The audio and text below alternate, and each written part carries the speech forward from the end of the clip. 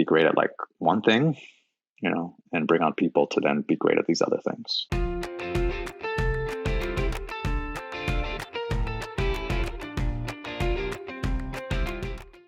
Hi, everybody. It's Kara from the Kara Goldin Show, and I'm super, super excited to have my next guest here. This is Jeff Braverman, who is the CEO, otherwise known as the Chief Nut of Nuts.com.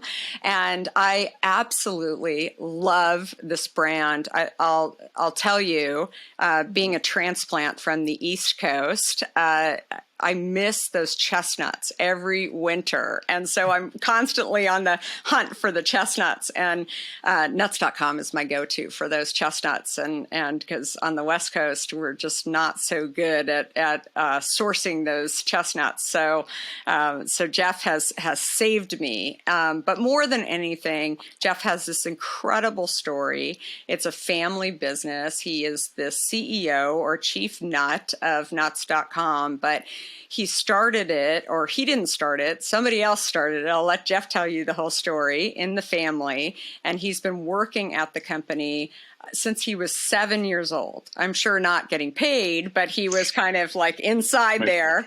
$5 a day at 7. $5 a day. Oh, that's so awesome. Sweeping the floors. And so if you have any kids that need a little bit of inspiration, kick in the butt, and learn from what they can eventually do, they have to hear Jeff's story for sure. But also working the cash register. I did that at age 14 at a toy store. So I think that's definitely a time when, or a place where you can learn quite a bit about the money side of things and margins and all those things.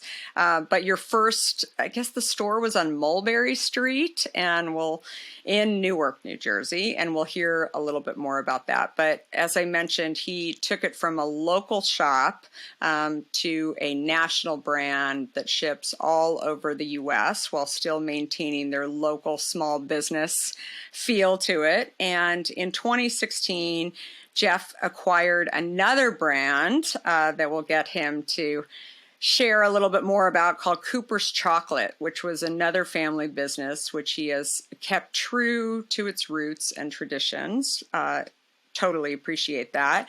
And so I'm so excited, Jeff. Thanks for coming on. Jeff I don't hear you do too many interviews. So I'm like really honored and excited that you came on to share a little bit more with us. So thank you. Thanks for having me. Yeah. So take us back to your childhood and, who was little Jeff? Obviously 7 years old. You were great at sweeping and $5 a day was getting paid every day. Did you ever get a raise or, what happened exactly? I got a raise when it was me who was paying myself. Yeah. Me who was earning it. No, for me, it was just like a nice childhood business story where I didn't realize we had a terrible family business. It was a hard business. My dad was kind of on his feet, right? If you've worked in retail, you know what that's like. It's exhausting. So my dad was working 6 days a week and not home a ton for, seeing me play sports and stuff like that. But for me, it was just fun. I would go into the store with my cousins. My grandfather was alive at the time. He was much mellower than he was as he was probably building the business. I would spend good quality time with him. He actually worked until he was 88 years old. He became ill and went to the hospital, and that was it, right? But he worked basically till he passed away. But it'd be fun. I only have fond memories as a kid. Our first store, I was scared of that one. It was from like the 1880s. It was an old building, rather. Our business started in 1929, but then that got bulldozed when I was about 4 or 5 years old. And then we moved into this little mall, and there was a PA system. So one of our claims to fame was freshly roasted peanuts. So when the peanuts would come out, I would get on the little microphone, the PA system, and say, "Get your hot peanuts." No way. Yeah. So really, yeah. Hysterical. And it was special because my grandfather, as he aged, he would get up from his chair in the back of the store, and when the peanuts would come out of the roaster, he would get up and help bag the peanuts. So again, fond memories, but I never expected to go into the business. So your grandfather started the business, and then your father worked there and ran the business.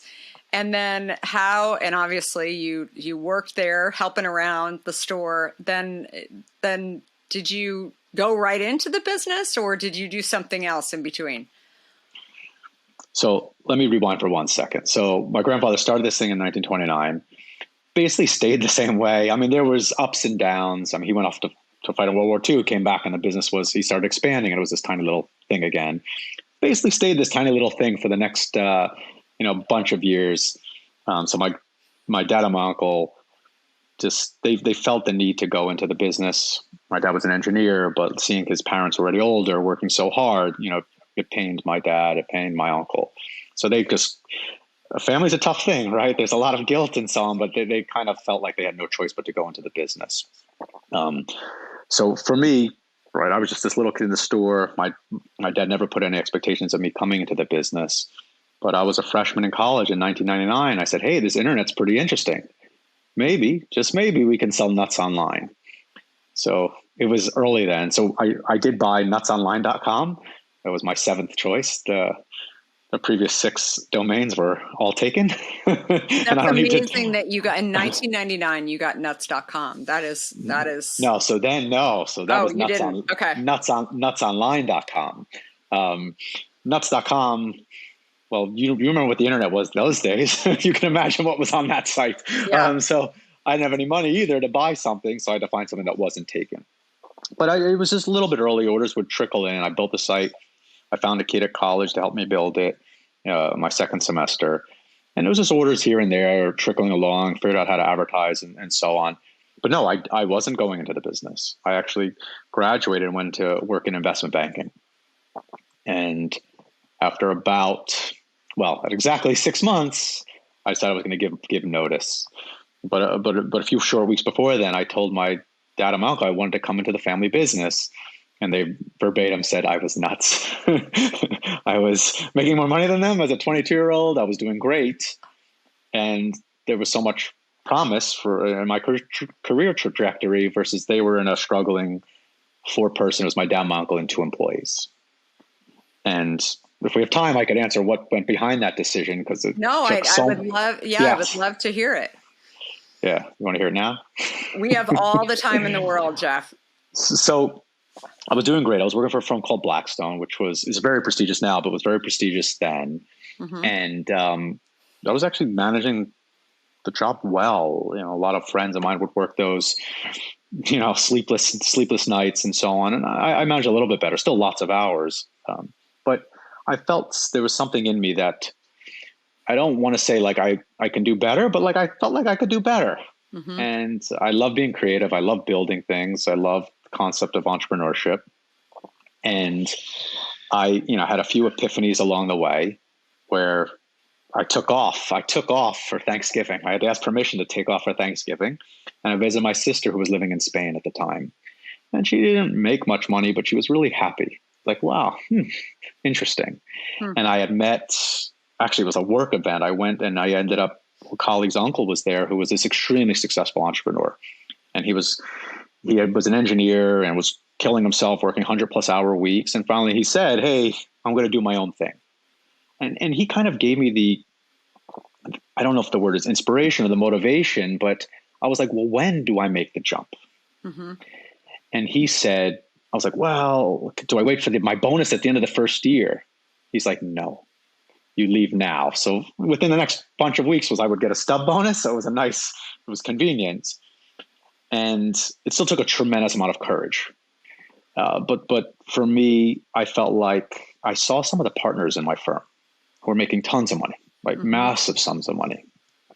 I don't know what investment bankers make these days, but it's probably kind of more back then. And I saw them like in the office, right, away from their families on a Saturday, and they were grumpy. And I don't think they were raising their kids at all.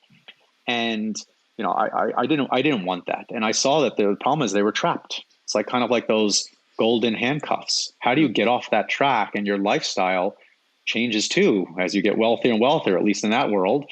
Suddenly your expenses and your budget are that much higher. It's almost impossible to jump off the track. And so I looked at this, I was 22 at the time, and I said, there's no time like the present. And there was a book I had read. A lot of people have read the Dale Carnegie books, like How to Win Friends and Influence People. But most people haven't read How to Stop Worrying and Start Living.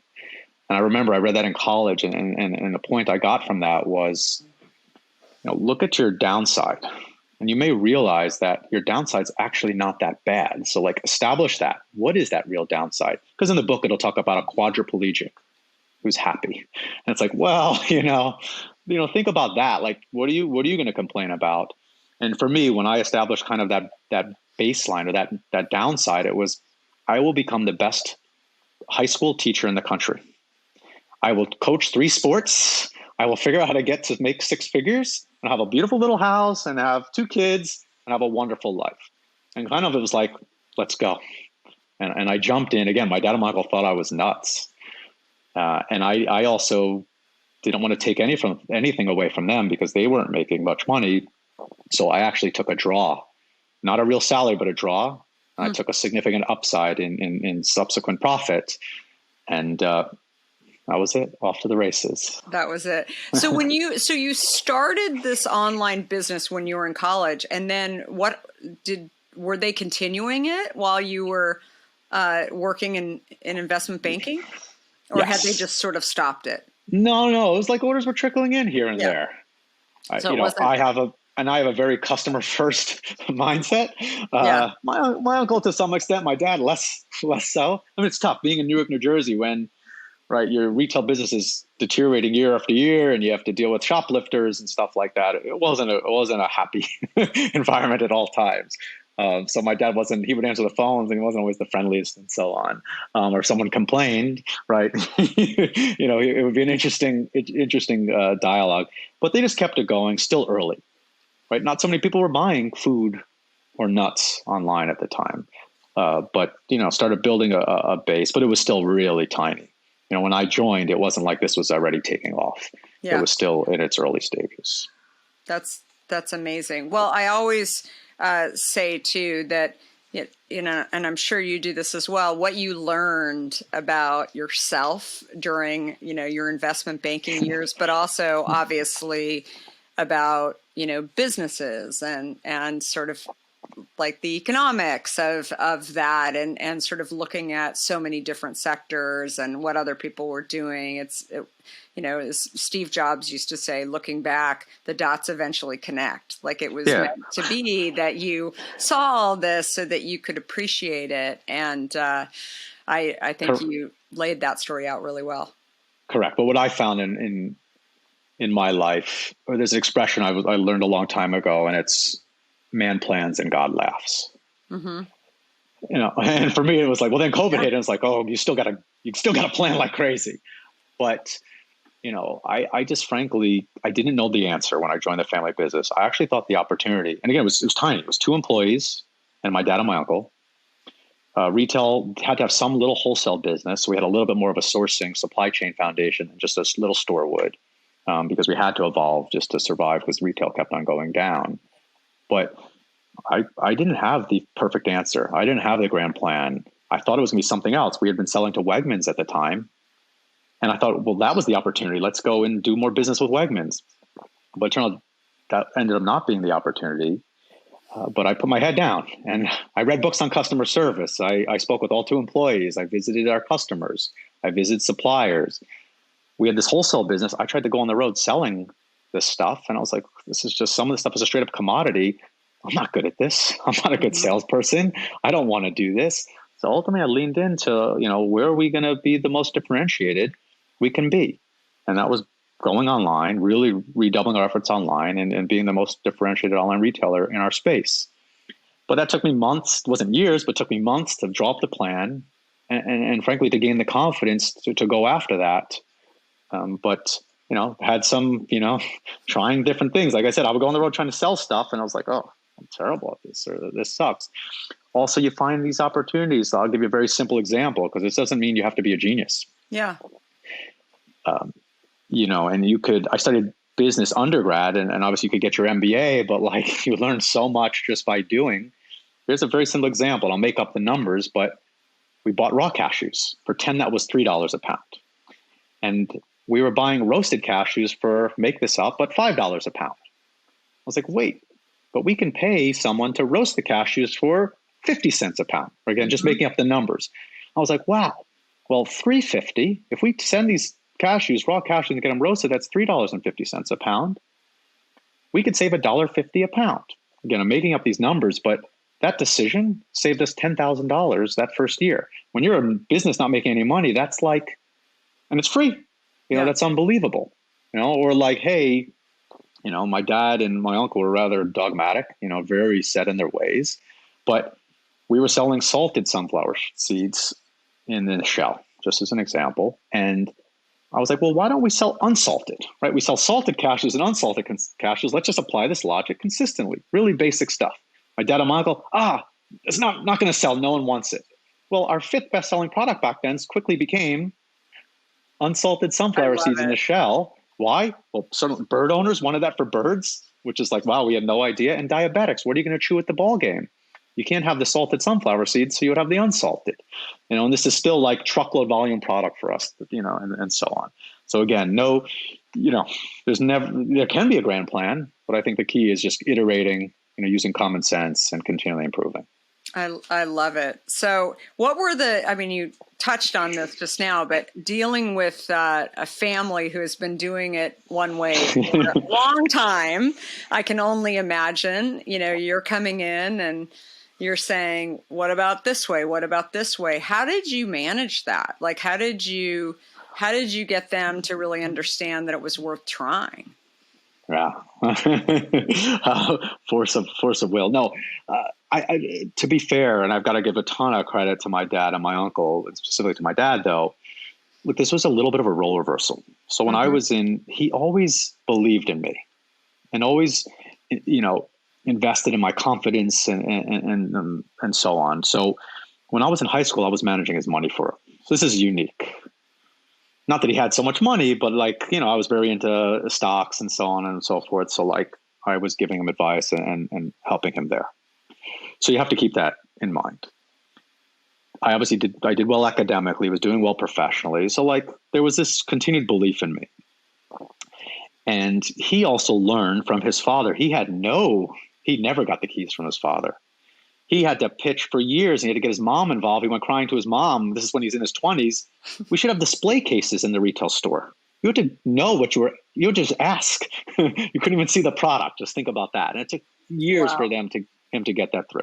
So he kind of told himself that, hey, if my son or my daughter were ever to come in the business, I want to give them more freedom.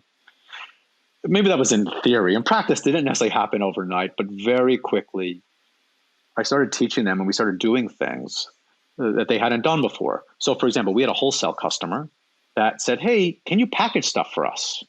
My dad and my uncle were immediately resistant. They're like, too much labor, because there was only them and two guys and they're just hard workers. So I said, well, here's the math. We could actually make really great margin on this at great volume. This is big for our business. Remember, we weren't really making any money. They're like, no, too much labor. So you know what? I was the laborer. Right? I love it. So there's you rolled nothing. Up your sleeves and you moved up from sweeping the floors and correct. Yeah, I love it. I'll give you another example. My grandfather, he always worked. The one time they ever closed the store was in the National Guard. There was a lot of racial tension. It's actually similar to last year, but in Newark in the late 60s. And the National Guard came by the store with tanks. That's the only day. My grandfather said, oh boy, I think we should close early today. Right? Just to give you perspective. So that was kind of the mentality from where they come. So I was looking at it. We started growing. So I brought my cousin into the business, which was nice because, and you would think there would have been conflict. He's 8 months older than I am. Lockers next to each other growing up on the soccer team, tennis team together. But it never turned out, never any conflict. So he's in the business. We started hiring a couple more employees. So maybe we're up to 7 people or something like that. And I looked at it. We have this retail store. There's no customers on a Saturday. None. And I said, guys, between the 4 of us, we're making each $2 an hour, roughly. This is literally, we're making no money. I said, this is a waste of our time, right? I'm not scared to work, but this is just a waste. I said, let's close. My dad and my uncle were like, no, Let's do it half days. Poppy Sal would never let us close. I mean, literally, this is what they said. They're like, let's do a trial. I said, no. My uncle couldn't sleep the entire week. I told him this early in the week. By Monday, he comes in and says, this is the best decision we ever made. Within just days, and my dad and my uncle got a lease back on life. They got involved in the community now, again, on the weekends and so on and so forth. Yes, times of year we have to work fully 7 days a week and so on. But like, I began to earn their trust. They began to see the data points. I said, hey, Dad, let's get QuickBooks. He was typing wholesale invoices in Excel over and over again. Sometimes I just made the decisions. They weren't big decisions, and I just took responsibility. I would have paid out of my own pocket, but I was like, let's get QuickBooks, Dad. He said it was $299 at the time, just to be clear. But when you come from nothing and you don't have much money, right, everything's a big deal. And he said, let's wait for business to get better. I said, no. And you start saying, enough, and you start pushing. And then it was like a revelation for him, right? Like it was like transformational for him, saving him so much time and effort. So they started seeing things. Seeing was believing for them. With small wins along the way, you were able to gain trust. Yes, I love it. Yes, but still, like we launched the whole plan in 2003. I joined full time in 2003. Had this finally, after 4 or 5 months, drew up this business plan. It's going to be all about the web, all about the website. It's now late in the year. It's launching. This programmer I hired as a contractor probably when I was like 19. Okay, so now I'm like 22 or so. He still works for us today, which is phenomenal. It's amazing. We were late to launch. It's December 4th, 2003. I said, we need to launch. Like, this is holiday time. Christmas is coming. We launch. I had a marketing plan in place, and it was like flipping a switch, like the floodgates opened. Okay. What is my dad, creature of habit? And so you're seeing like, it's like revenue goes up like 10x, 20x, whatever it was, something massive, for the website at least. And my dad says, shut it off. So I said, there could have been some expletives in there, but I was like, I got this, go home. And the thing is, I always had this. They call me Jeffrey, right? So it's like Jeffrey, like printer breaks. We get to a scale where we can have a full-time person, but it's still me. I'm fixing everything, doing everything. So it was like, take away all their sources of worry. I'm going to do the work, So I would say if I joined full-time in 2003, didn't happen overnight, but within a year or two, it was carte blanche, literally carte blanche. Yes, I asked for that up front. Did I get it fully? No. But when you prove it, and then the business just transformed itself. So it frankly worked. Yeah. Right. And we made money, right? So it's, if there's attention and so on, that helped, right? Too, it fundamentally worked. And my uncle to this day, he'll kiss me and hug me and be grateful. And it's a nice thing. No, I love that. That's such a powerful story. So something that you just touched on too, you learned, I would imagine you sort of went through the entire company and learned all of these different roles. I mean, you know how to roast the nuts, I would imagine. You know how to market them. You learned all of that. I'm constantly sharing with entrepreneurs and would-be entrepreneurs the importance of, you can hire people who are better than you and who are more passionate about you at doing those things, but not understanding the economics, not understanding SEO and marketing and all of these different aspects, and instead thinking that that's someone else's job. That is a huge red flag to me that says that, somewhere along the line, you're going to get burned. And I think this is just a great example. Have you seen that as well, where, you're... No, of course, but I've gone to the extreme. So yes, I've had people sit with me, debate with me. They'll be sitting at my desk or shared desk, whatever we had back then. This flashback's going back years, but over a decade. But someone's complaining to me about this work and the work they had to do. And I'm just like on my computer, firing away, listening to them. But they're done talking. I said, you know what? I just did it. So there's all this time you were complaining. And this happened more than once, but I literally just did it. So let's not shut up, but let's put our heads down and just do it. So I think it's key to understand the fundamental, every component of your business.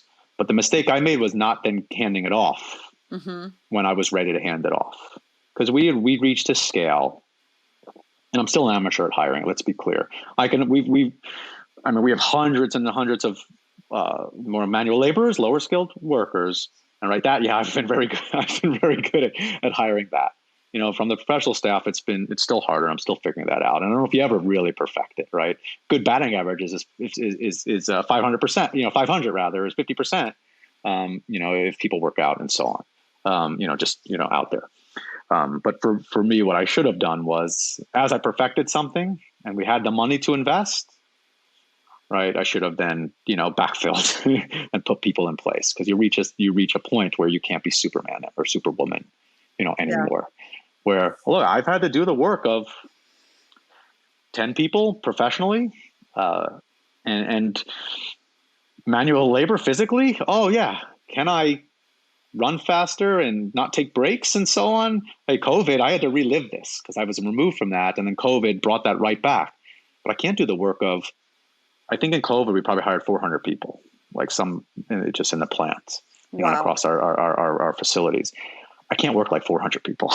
No. Maybe 5, or 10 mediocre people. Like, that's right. There's a whole nother level, but, the lesson I've learned, and I'm now figuring out and aggressively saying is so I hired all these warehouse people and plant people. Now let's hire the corporate staff, and let's do so aggressively, because it just makes sense.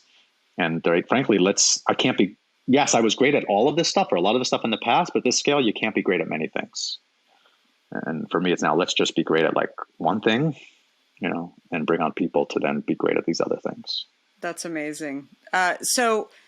So you mentioned COVID, the pandemic. So what was the biggest challenge for you all during this time? So we were in our main facility. So we just opened up our, I think, 6th facility around the country. And I could talk about that if you want, about why and so on in terms of our value prop. But our main facility is in Cranford, New Jersey. I'm sure you remember what happened was happening in New Jersey was the worst in the world, right? Worse than New York even, as it related to COVID in March and April. So we were in New Jersey with hundreds of laborers that have to work close together. So we do everything in-house, just to be clear. So we're sourcing the stuff, we're packaging it. So that requires lots of people. We use some machinery, but it's a lot of long runs too that are hand packed. We're roasting of nuts and seeds. We're doing trail mixes, we're flavoring, we're baking, we're chocolate, right? You mentioned that business we bought about 5 years ago. We coat chocolate on stuff. This is very labor intensive. And then we pick and pack the stuff and ship it out. All right. So when you're production facilities, we're not like the meat packing plants, but those people are on top of each other. Yeah. So let's put it this way. I fell into the plant. I had CEO friends who said, Jeff, you need to go home and protect yourself. And mind you, I don't really work in the plant. I go for morale. Maybe I would go there like a half a day or once a week type of a thing, but like I wasn't engaged in the plant. And I told my friends, no, this isn't the business I built. I hired a lot of these people, and I'm not willing to let people take risks that I'm not willing to assume. So I dove in head first. We were early to understand what this pandemic was about. So on the marketing side, we were ahead of it, and on the sourcing side and so on. But at our low point, we had 70% worker call out. We had seemingly infinite demand. And we had our developers, our programmers come in and help. Right. And then, I became safety czar. Right. The key thing was keeping people safe. And we did a great job. It was challenging because the CDC at one point said, don't wear masks, because they were trying to preserve them for frontline workers, for healthcare workers.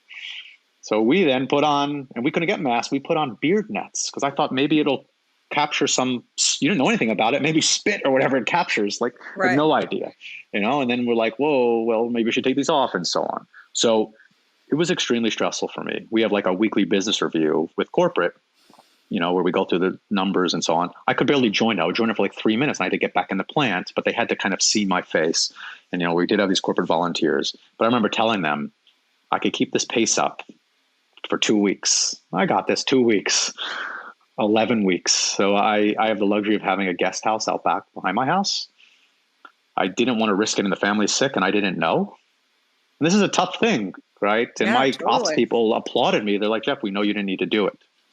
But I lived in this guest house for 11 weeks. I have 4 kids under 8. This was hard. So for me, that was really taxing. Day to day, there were tough ethical decisions. Like I'm literally doing them. I was probably doing manual labor 70 hours a week and then working from home another 30 something hours a week. Because we had to suppress demand. We had to write all this code to slow down the store. We shut off all marketing. And then even then, if you came to the site, we need to discourage you from buying. It's kind of a crazy thing as an entrepreneur to turn away business, especially free, not free business.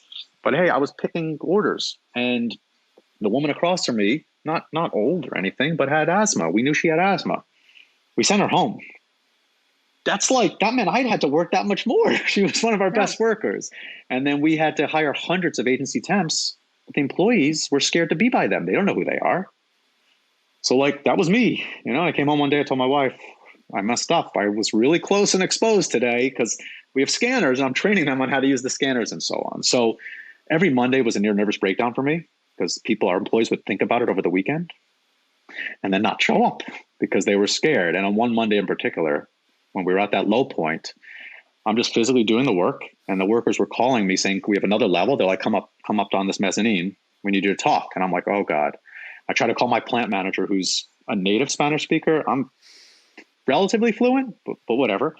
And in 30 minutes, I had to give the speech of all speeches, like why we need to be here, why this is important for our families, for our community, our country, right? We're selling essential products, right? Our sales were going crazy because we sell flours and rice and grains and lentils. And obviously we sell nuts, of course, but all these staples that people needed.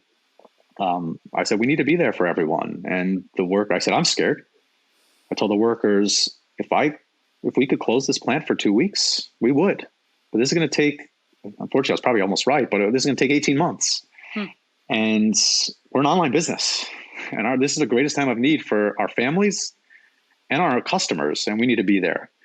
So talk about adversity. I literally was on the verge of a nervous breakdown. I was crying. This was really trying on me because when you're working so hard, away from your family, all these people are relying on you, not for not only their livelihood, but their safety.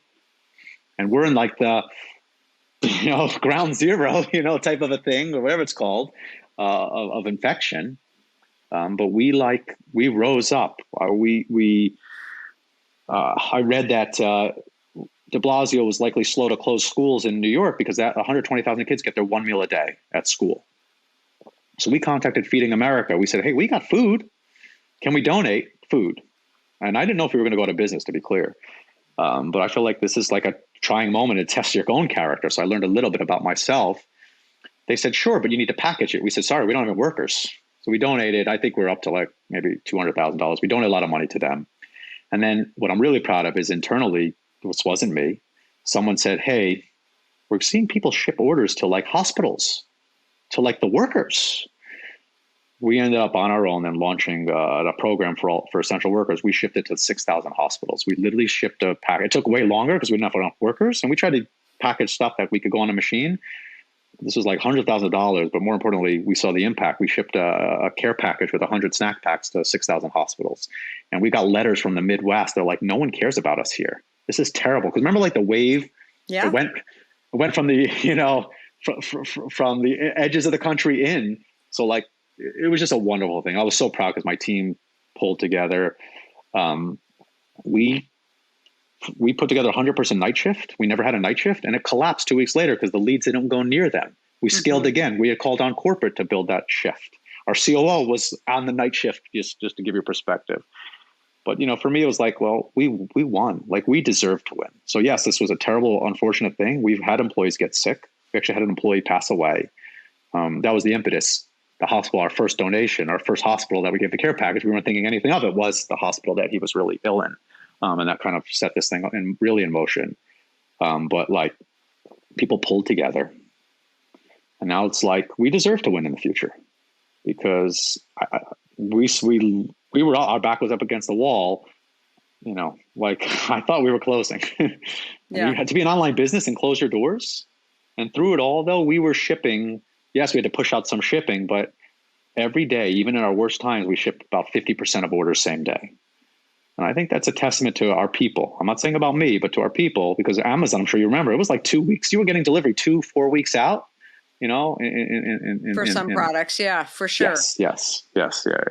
Maybe not your products, but Well, certainly for some products. I think, you know, the difference is, so being water, we're actually regulated by the FDA because we use fruit, but we're considered an essential product. So for me, I've shared, you know, my story about leading during this time because I knew that we were an essential product, but I didn't know the definition. I didn't know the FDA definition of an essential product during a pandemic, which meant that our plants needed to run 24 hours a day. We needed to use best efforts to help grocery stores stock shelves. And 50% of our business is direct to consumer. But, you know, this other part of our business, we could have lost our business license if we weren't doing it. And so while everybody's being told to shelter in place, similar to your stories about, you know, the people that work on the line, I'm telling my team, okay, well, I know they're all saying that on TV, but you guys are essential. And so you actually have to work. And I didn't feel good about that because I thought if I'm sitting here in my, you know, not glass office, but in a bedroom that I made into my office, if I were just sitting here sort of giving orders and telling everybody else to sort of get on the line and risk their life and their mind and whatever, that just didn't seem like the way to lead. And so I put on my Lululemons and my jacket and I, you know, went out to Target stores and I started looking around at what I saw. And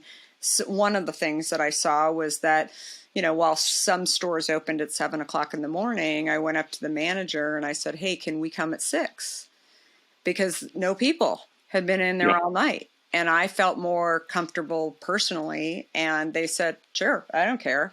You know, and I said, great. So then I told my team all over the country, I said, go and ask your manager.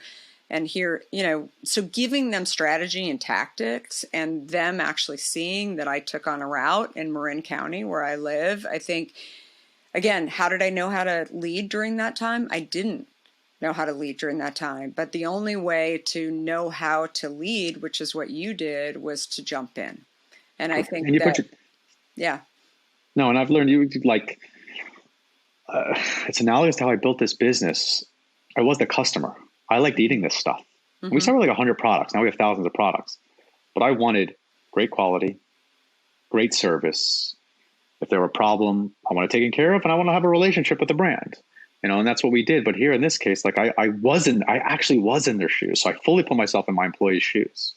Right? Like it wasn't like I was staying away from certain areas. Like, you know, I had more exposure than most of them because like I was just by people we didn't even know who they were. They were temps. But like when we went to War and Back, we had to build break rooms. We suddenly bring all those people. Well, you had to build extra break rooms. We put a trailer outside just to spread people out. You know, we tore down a wall in our cafeteria. There was like a foosball room and with computers. We just said, no, we knocked down the wall to spread people out. But I was in there building the tables myself, carrying in the refrigerators, you know, sending out a 15-point checklist showing what we're doing. You know, we had constant communication with the warehouse. Like I was writing emails probably every Sunday to keep them, you know, informed. But here's what we're going to do and follow up when we did it. This was like absolutely critical. And look, we also come to Christmas time, we did enough business. We slowed down marketing again. We said we got to keep people safe. So like we really lived into it. I think people felt it. You know, we also for our own employees, they're working so hard. We would send them home. We send them home with chicken and rice and potatoes, a bunch of stuff we didn't even sell. You know, we got in corporate volunteers to help put this together. So they saw it firsthand. We're all happy at times? No, of course not. You know, but like, you know, we had a full-time safety person. They would literally go around because you know how people wear masks, always falling below the nose. We had a full-time person going around making sure masks were above the nose. Right. And sure, did they then complain about that person? Yeah. You know, but it was me. I'll tell you, I would say end of March, I'm going around screaming at people 6 feet apart. Right. And screaming in a good way, but like, guys, you're not taking this seriously. I remember the chocolate business. So our whole chocolate division, where we're manufacturing all this stuff. I pulled them together and I said, guys, you're not taking this seriously. Like, this is for real. This is coming in a big way. What are you guys doing? Like, you know, wear these masks, separate. This is before we had all procedures in place. Yeah. Fast forward a few weeks and 95% of them called out. bunch of them, we bought this business from New York. So they were coming in from New York. They just didn't come. So it's like ironic what ended up happening. But like ultimately everyone came back, you know, and we needed every last person because business was just like, you know, taking off. Yeah, going crazy. I love it. And so you mentioned the chocolate company. You guys acquired a chocolate company a few years ago, obviously, to coat some of those amazing nuts and other things that you have there. I love that. So what was it like actually bringing another company in to your existing company? Yeah, it never goes as planned. So let me give you a 2-second backstory. And I know I'm very long-winded, so I apologize. But I donated. So I was in the city at the time, New York City. My friend was not well. He was at Sloan on the Upper East Side. And I donated blood for him, like specifically for him. And I said, you know, I don't want that apple juice or orange juice to give you at the end. I'm going to go to Dylan's Candy Bar. It's like on 63rd and Lex, give or take. So I go there and I eat the most phenomenal chocolate-covered gummy bears, dark chocolate espresso beans, ultimate malted milk balls. I said, this is like heaven on earth. Who's the manufacturer? Well, it was Copper's chocolate. So I have to write a letter to them to convince them to sell to me. I'm thinking this is like the Nestle or Mars of the world, big time company. Okay. So that happens. Fast forward, I get a teaser in the mail in 2016 saying, hey, here's some business for sale. I immediately know who it is. It's got to be them. And I underestimated their willingness to sell, and I overestimated their revenue. Turned out we were their biggest customer. So it's ironic. I was the little boy trying to convince them to sell to us and we become their biggest customer. And did I have the resources, the overall to go after a business like this at that time? No, but I did. For me, it was a passion. I love this stuff. It's intellectually stimulating. I love the product. I was their biggest customer. So to this day, when we go to trade shows, it's easy for me I don't really do the selling, but like if someone, they need to call me over, or if I go to the show, it's like, I am the customer. This is easy. Like we bought the best. This is the family that invented a lot of these products out there. So if you've ever had a chocolate espresso bean, these guys invented that. I love it. Chocolate gummy bears invented. So really great history and so on. But, you know, this is me going in. I was, our main facility is in New Jersey again. I would go in.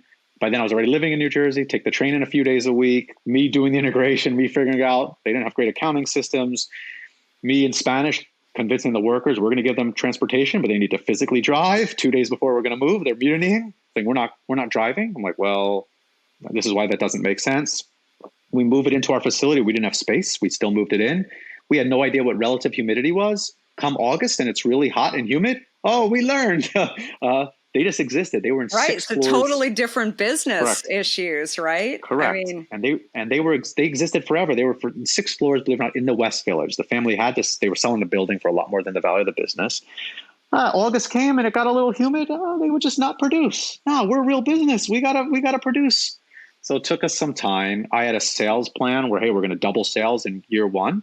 But I didn't understand. That's more of your world than mine, but it's a distribution business, all B2B, selling to other people who ultimately sell to the customer. I didn't quite know that so well. It's now 5 years later. Look, did it work out? Yes. Have we started cracking the code? Yes. Did it take much longer? Yes. Good thing we had those workers, because when that business tanked early in COVID, we switched them to nuts.com where we needed all the workers.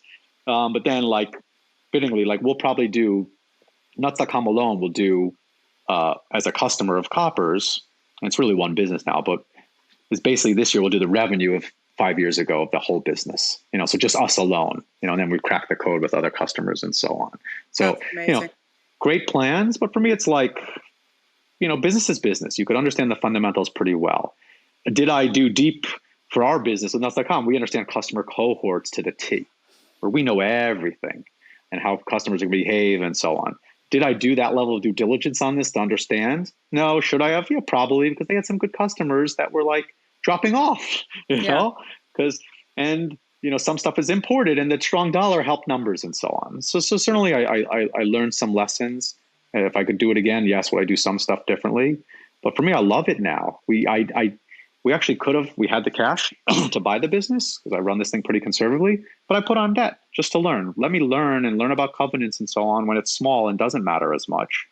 But for me, it's great. It was a simple debt instrument. Now it's all paid off. It's like, wow, you feel good because that business unto itself is a great, very profitable business.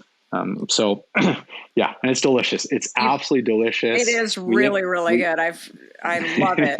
Absolutely. It's a quality product. And honestly, everything that you guys do is quality, and thank you. You can really taste the difference. So, well, thank you so much, Jeff, for coming on. It's my pleasure. Everybody, it's nuts.com, and definitely you have to check it out. These guys are amazing, and they've got great commercials. If you ever see their commercials on TV, they're running a lot in the Bay Area where I live, and it's anyway, I just really, really appreciate everything about the brand, and I love hearing more about the brand story and all the challenges and the honesty and showing your vulnerability through it all. I mean, I think that is just what everybody needs to hear more of, so that we all learn. So thank you so much, Jeff. And I love it. Thank you. And everybody, every Monday and Wednesday, we have different founders and CEOs who are on the podcast, and incredible stories. If you haven't had a chance to